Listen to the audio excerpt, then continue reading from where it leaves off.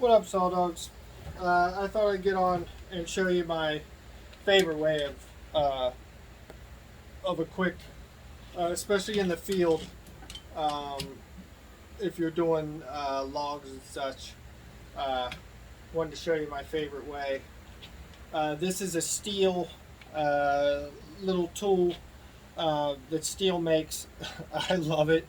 It's they make them for different sizes. This is for 3/8 inch chain. This is 3/8 chain.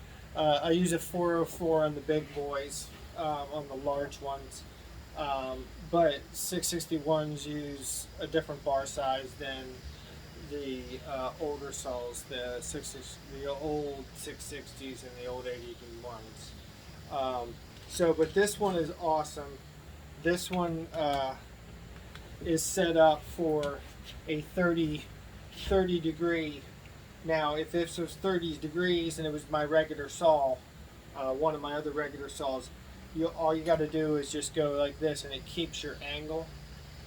Shows you your angle right here. Keeps your angle. It's real nice. Super cool. But since I was showing you earlier, I wanted to show you how I do this. So here, and then every 3 times I'll do the rakers, and the rakers I do with a small file just on the top.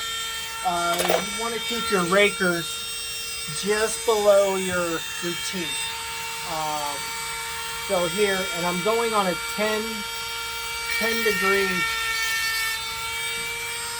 and that's just because I've sharpened this chain before, and I know where my sharp point is, or I know where my angle is.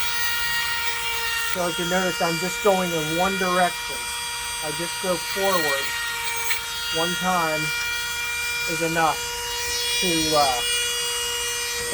to